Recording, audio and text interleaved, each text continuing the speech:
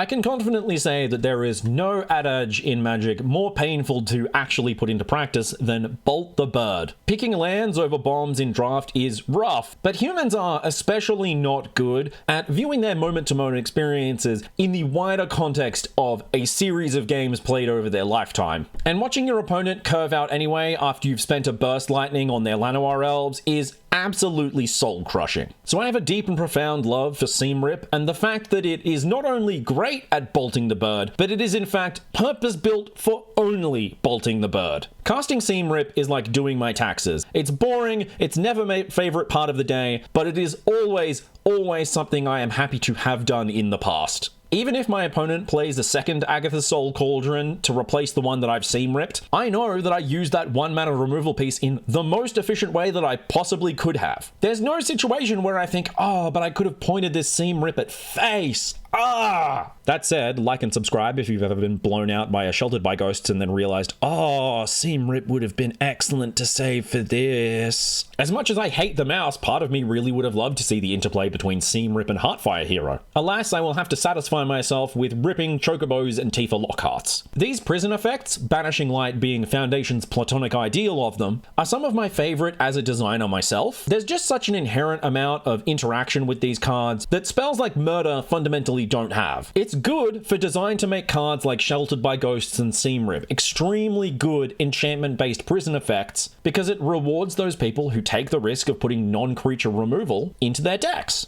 Part of what makes Sir Vondam such an incredible card is that she pops herself out of prison no matter what kind you put her in. Yeah, she could have just had, if she has power 4 or greater, she trades with an additional creature, but for the incredible utility of the card to exist, the targets must already be in standard. I'm always delighted to find the Oblivion Ring effect in any new spoiled set. And if it is just a functional reprint of Banishing Light, I will be disappointed in design, but I understand. We do just need a Banishing Light sometimes. But there's a lot of enjoyment to be found for me in finding how far I can push cards like Seam Rip. Are they so good that they push things like Llanowar Elves out of the format? Are people just grossly undervaluing them and I feel like a genius whenever I run up against a mono-white life gain deck that isn't playing a 4 of them? And more importantly, when am I going to get Seam Zipper, the enchantment for X and a white that exiles a non-land permanent with mana value 1+X or more?